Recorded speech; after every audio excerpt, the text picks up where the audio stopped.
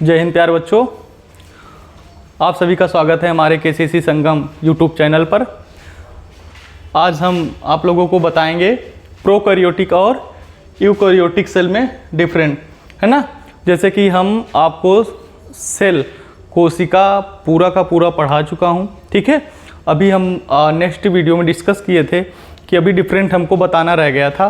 जैसे यूकैरियोटिक और प्रोकैरियोटिक में, एनिमल एंड प्लांट सेल में डिफरेंट बताना बाकी है, ठीक है। तो आज का जो हमारा क्लास होने वाला है वो होने वाला है prokaryotic cells and eukaryotic cell में अंतर, ठीक है।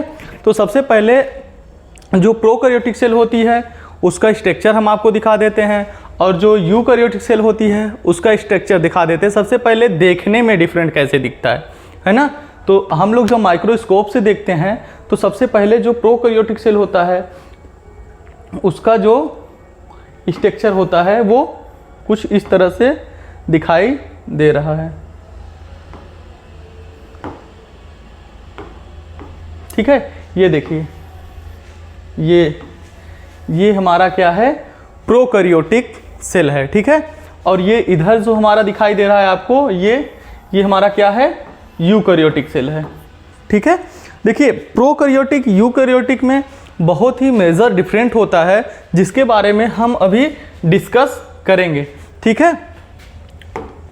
देखिए, आ जाते हैं हमारा ये क्या क्या डिफरेंट हो सकता है। सबसे पहले जो डिफरेंट है वो शेप एंड साइज में हो सकता है, ठीक है। शेप एंड साइज में डिफरेंट हो सकता है। आप भी यहाँ देख सकते हैं जो प्रोकैरियोटिक सेल है, ठीक है, उसका साइज क्या है, और जो यूकैरियोटिक सेल है उसका साइज क्या है। दोनों में क्या होता है, सबसे पहले डिफरेंट हमको आकार में देखने को मिलता है ना। आकार जो हमारा है, शेप है, उसमें सबसे पहला डिफरेंट होता है, ठीक है। तो जो प्रोकैरियोटिक सेल होता है वो क्या होता है, यूकैरियोटिक के अकॉर्डिंग हमेशा से क्या होता है, छोटा होता है, ठीक है। प्रोकैरियोटिक सेल यूकैरियोटिक सेल से छोटा होता है। ये देखिए आकार जो यहाँ पे है हमारा प्रोकैरियोटिक का क्या है, 1 से 10 माइक्रोमीटर, और यहाँ पे यूकैरियोटिक के क्या है, 10 से 100 या फिर 100 से अधिक माइक्रोमीटर, ठीक है। तो सबसे पहला जो हमारा डिफरेंट था वो क्या था, आकार का था, शेप का था, ठीक है। साइज क्या होना चाहिए, ठीक है दोस्तों। तो ये हमारा सबसे पहला जो डिफरेंट था वो था प्रोकैरियोटिक और यूकैरियोटिक सेल में, ठीक, उसके साइज का। तो सबसे जो हमारा प्रोकैरियोटिक होता है वो बहुत ही छोटा साइज होता है, उसके अकॉर्डिंग जो हमारा यूकैरियोटिक सेल होता है उसकी साइज क्या होती है, बड़ी होती है, ठीक है। यहाँ पे आपको देखने को भी मिल रहा है 1 to 10 माइक्रोमीटर, यहाँ पे 10 to 100 माइक्रोमीटर, ठीक है, या फिर उससे अधिक, ठीक। ये पहला जो हमारा यूकैरियोटिक और प्रोकैरियोटिक सेल का पहला डिफरेंट था। दूसरा क्या है, आनुवंशिक पदार्थ, ठीक है। अब आनुवंशिक पदार्थ हम लोग क्या कहेंगे, किसे कहेंगे, जो भी जेनेटिक्स मटेरियल्स होता है, ठीक है, उसी को हिंदी में क्या कहा जा रहा है, आनुवंशिक पदार्थ, जो हमारे क्या होते हैं, पूर्वज से हम में आया होता है, ठीक है, हमसे क्या जाएगा, हमारे नेक्स्ट जनरेशन में जाएगा। जो भी आनुवंशिक जेनेटिक्स मटेरियल्स होता है जिसे हम लोग DNA RNA कहते हैं, ठीक है। तो जो आनुवंशिक ये पदार्थ होता है वो क्या होता है, DNA RNA, ये किस में होता है, पूरे ऑल ओवर सेल के अंदर फैला हुआ रहता है, ठीक है। यानी कह सकते हैं हम, ये जो हमारा कोशिका दिख रहा है इसके अंदर देखिए यहाँ पे पूरा क्या है, फैला हुआ है पूरे कोशिका के अंदर, ठीक है। वहीं पे हमारा जो ये यूकैरियोटिक का DNA है वो क्या होता है, वह स्पेसिफिक जगह एक केंद्रक के अंदर होता है, ठीक है। दोनों में एकदम ध्यान से देखिएगा बच्चों, दोनों में क्या डिफरेंट होता है, जो यहाँ पे हमारा DNA RNA होता है जेनेटिक मटेरियल्स, वहाँ पे क्या होता है, पूरे सेल के अंदर फैला हुआ रहता है। इसमें कोई जो हमारा केंद्रक होता है, केंद्रक झिल्ली होती है, वो कोई प्रेजेंट नहीं होते हैं। तो यहाँ पे क्या होता है, हमारा केंद्रक प्रेजेंट होता है। इस केंद्रक के अंदर एक स्पेशल जगह पे हमारा जो जेनेटिक मटेरियल्स होता है वो प्रेजेंट होता है, ठीक है।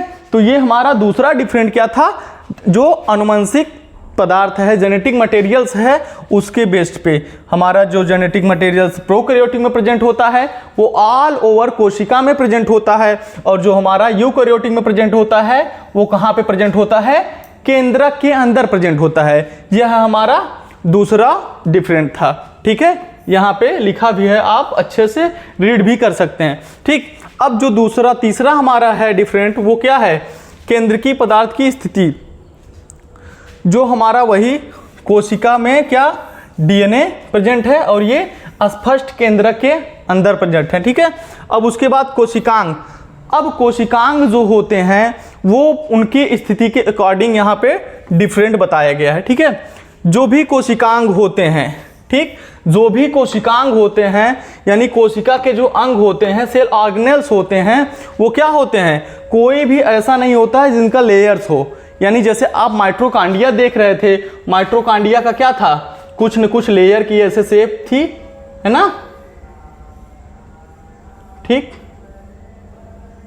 ये ठीक है, इस तरह से राइबोसोम था, एंडोप्लाज्मिक रेटिकुलम था, यानी कुछ न कुछ मेम्ब्रेन की बनी हुई रहती थी जितने भी सेल ऑर्गेनल थे। ठीक है, लेकिन ये चीज आपको प्रोकैरियोटिक सेल में देखने को नहीं मिलेगा।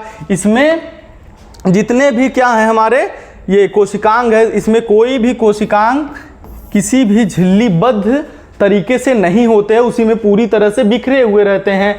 ठीक है, स्पेसिफिक हम उनको आइडेंटिफाई नहीं कर सकते हैं कि ये क्या है।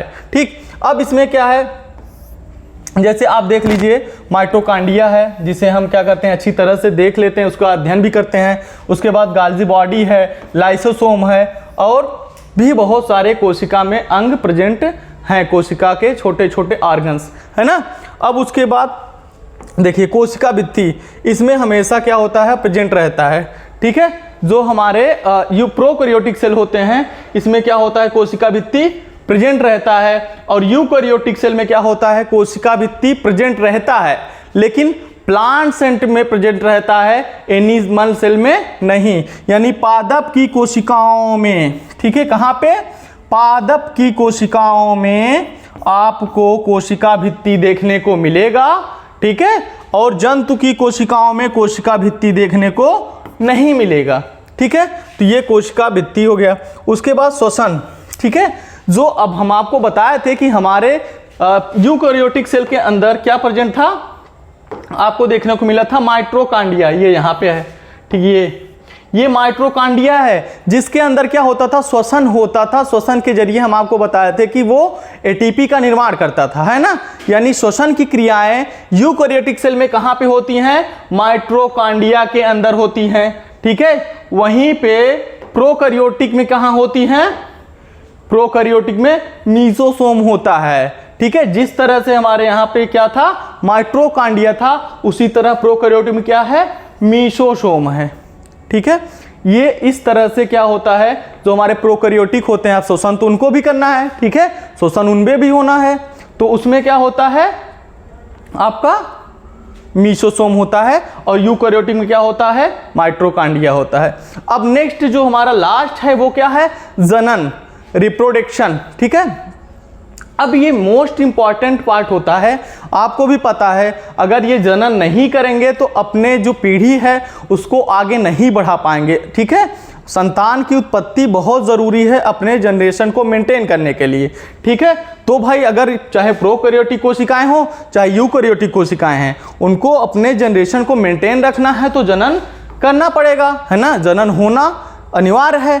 तो जो हमारे जनन होते हैं प्रोकैरियोटिक में क्या होते हैं? अलैंगिक जनन होते हैं, अधिकतर अलैंगिक जनन होते हैं। ठीक है, अब प्रोकैरियोटिक जो कोशिकाएं होती है, जैसे बैक्टीरिया हो गई, साइनोबैक्टीरिया हो गई, जिसे हम लोग नीली हरी शैवाल भी कहते हैं। ठीक है, अब वहीं पे हमारा क्या है? यूकैरियोटिक कोशिका। यूकैरियोटिक कोशिकाओं में क्या होता है? अलैंगिक और लैंगिक जनन दोनों होते हैं। ठीक है, जैसे कुछ प्लांट्स में क्या आपको देखने को मिलेंगे? अलैंगिक जनन। अब दोनों में अभी हम आपको जनन चैप्टर पढ़ाएंगे, लेकिन दोनों में डिफरेंट हम आपको बता देते हैं, लैंगिक और अलैंगिक जनन, है ना। देखिए, लैंगिक जनन और अलैंगिक जनन। लैंगिक जनन जहां फीमेल और मेल दोनों कैंडिडेट की रिक्वायर होती है क्या? संतानों उत्पत्ति के लिए, वहां पे हम लोग क्या कहते हैं? लैंगिक जनन। और जहां पे पर्टिकुलर किसी एक भी कैंडिडेट से क्या हो जाए, न्यू संतान उत्पत्ति हो जाए, उसे हम लोग कहते हैं अलैंगिक जनन। ठीक है, तो ये रहा हमारा प्रोकैरियोटिक और यूकैरियोटिक कोशिकाओं में अंतर। ठीक है, ये 7 अंतर हम आपको बताए हैं, ये आप अच्छी तरह से याद कर लीजिए, आपको कभी भूलने वाला नहीं है। एक बार आप पूरा वीडियो लास्ट तक देखिएगा, ठीक है, तो आपको एकदम पूरी तरह अच्छे से रट जाएगा। ठीक है, अब हम आपको नेक्स्ट वीडियो में लाएंगे प्लांट और एनिमल सेल में अंतर। ठीक है, थैंक यू दोस्तों।